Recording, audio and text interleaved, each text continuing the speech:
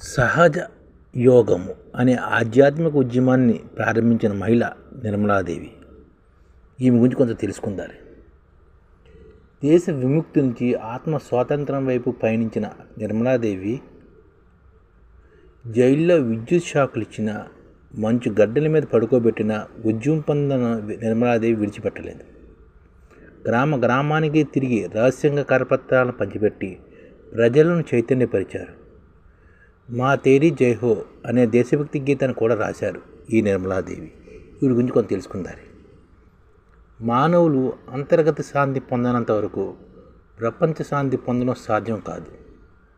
అంతర్గత శాంతిని పొందడానికి ఆత్మసాక్షాత్కారం ఒకటే మార్గం అని చాటి చెప్పిన ఆధ్యాత్మిక గురువు శ్రీ మాతాజీ నిర్మలాదేవి. మానవులు అంతర్గత శాంతి పొందనంత వరకు ప్రపంచ శాంతి పొందడం సాధ్యం కాదు. అంతర్గత శాంతిని పొందడానికి ఆత్మసాక్షాత్కారం ఒకటే మార్గం అని సహజయోగాన్ని ప్రచారానికి పంచిపెట్టారన్నమాట, అందించారన్నమాట ఈ మాతాజీ నిర్మలాదేవి. శారీరక, మానసిక, భావోద్వేగ, ఆధ్యాత్మిక సమస్యల పరిష్కారంగా సహజ యోగాన్ని మానవాళికి అందించారు. శారీరక, మానసిక, భావోద్వేగ, ఆధ్యాత్మిక సమస్యలకు పరిష్కారంగా సహజ యోగాన్ని మానవాళికి అందించారన్నమాట నిర్మలాదేవి. ఏది ఆదర్శమో బోధించడమే కాదు, ఆదర్శంగా ఎలా ఉండాలో ఆచరించి చూపించిన శ్రీ మాతాజీ నిర్మలాదేవి మధ్యప్రదేశ్లోని చింద్వార్లో 1923లో మార్చి 21న జన్మించారు. చింద్వార్లో 1923 మార్చి 21న జన్మించారన్నమాట మధ్యప్రదేశ్లోని. ఈ నిర్మలాదేవి తండ్రి ప్రసాదరావు సాల్వే అప్పట్లో నాగపూర్లో ప్రసిద్ధి చెందిన క్రిమినల్ లాయరు. ఈమె తండ్రి ప్రసాదరావు సాల్వే క్రిమినల్ లాయరు, 14 భాషల్లో పండితుడు. దివ్య ఖురాన్ గ్రంథాన్ని మరాఠీ భాషలో అనువదించారన్నమాట ఈ ప్రసాదరావు సాల్వే. ఈ నిర్మలాదేవి తండ్రి భారత రాజ్యాంగ కమిటీలో కూడా సభ్యుడు. దేశానికి స్వాతంత్రం వచ్చాక మొదటి పార్లమెంట్లో సభ్యునిగా కూడా ఉన్నారు ఈ తండ్రి గారు. ఆమె తల్లి కానియా సాల్వే మన దేశంలో గణిత శాస్త్రం ఆనర్స్లో పట్టభద్రులైన తొలి మహిళ. ఈమె తల్లి గణిత శాస్త్రం ఆనర్స్లో పట్టభద్రులైన తొలి మహిళ.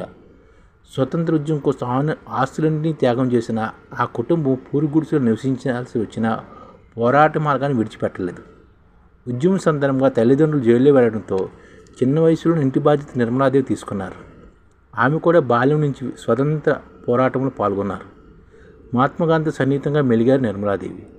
లాహోర్ మెడికల్ కాలేజీలో చదువుతున్నప్పుడు క్విట్ ఇండియా ఉద్యమంలో భాగంగా ఆ కాలేజీపై భారత జెండా నిర్మలాదేవి ఎగరవేశారు. దాంతో ఆమెను కాలేజీ నుండి బహిష్కరించారు.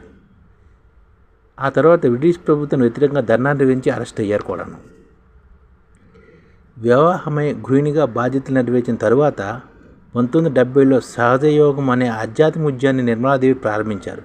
1970లోని సహజయోగం అనే ఆధ్యాత్మిక ఉద్యమాన్ని నిర్మలాదేవి ప్రారంభించారు. ఈసారి మానవుల ఆత్మ స్వతంత్రం కోసం పోరాడారు.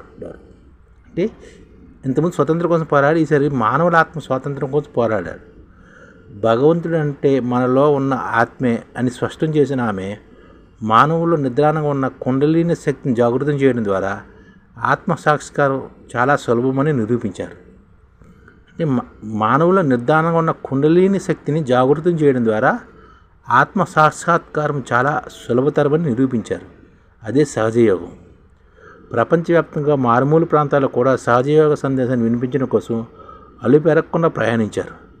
అనేక మంది సత్యాన్వేషకులను కలిశారు. లక్షల మందికి స్వస్థత చేకూర్చడంతో పాటు వారిలో ఆధ్యాత్మిక వికాసాన్ని కలిగించారు. 40 ఏళ్ల కాలంలో 100కు పైగా దేశాల్లో పర్యటించిన ఆమె 1990లోనే 26 దేశాల్లో 200 పైగా బహిరంగ కార్యక్రమాలు ఉపన్యసించడం విశేషం. అంటే 1990లోనే ఆవిడ 26 దేశాల్లో 200 పైగా బహిరంగ కార్యక్రమాల్లో ఉపన్యసించారు నిర్మలాదేవి గారు.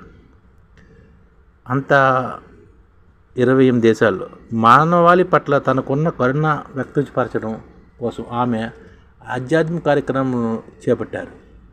ముంబై, గ్రేటర్ నోయిడాలో ఏర్పాటు చేసిన అంతర్జాతీయ సహజయోగ పరిశోధన ఆరోగ్య కేంద్రాలు,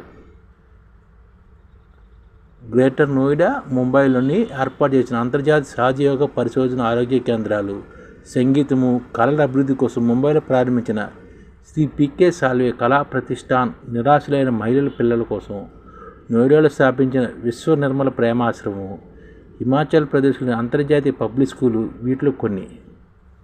ఈవిడ చాలా ఆశ్రమాలు స్థాపించి విశ్వ నిర్మల ప్రేమ ఆశ్రమము, హిమాచల్లోనే అంతర్జాతీయ పబ్లిక్ స్కూల్ కూడా ఏర్పాటు చేశారు.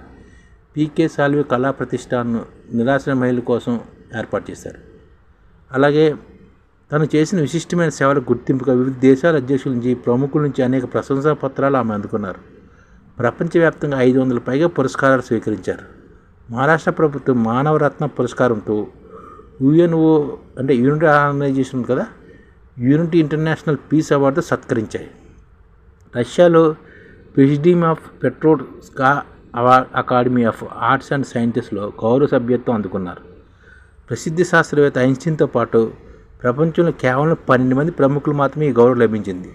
రష్యాలోని presidium of Petrovska academy of arts and సైన్సెస్లోని గౌరవ సభ్యత్వం ప్రపంచంలో కేవలం ఐన్స్టీన్తో పాటు 12 మందికి ఇలాంటి గౌరవం లభించిందనమాట.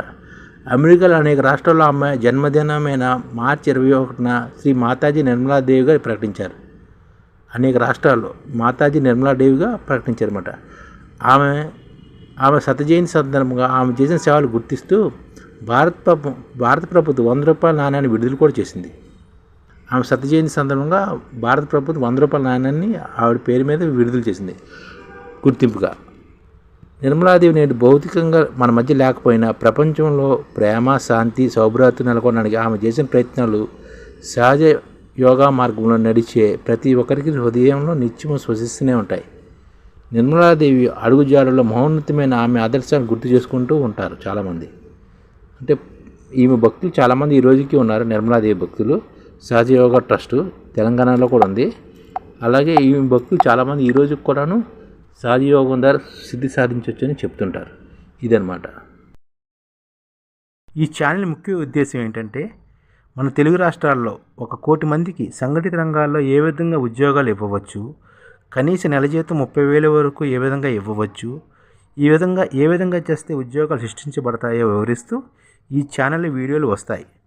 అలాంటి వీడియోలు మీకు కావాలంటే మన ఐడిఎఫ్ భాస్కర్ ఛానల్ని సబ్స్క్రైబ్ చేసుకోండి.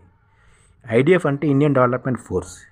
ఈ వీడియోలు చూసిన తర్వాత మీకు నచ్చితే లైక్ చేయండి, మీ ఫ్యామిలీ మెంబర్స్కి షేర్ చేయండి, మరియు మీ ఫ్రెండ్స్కి షేర్ చేయండి. Thank you. నమస్కారం.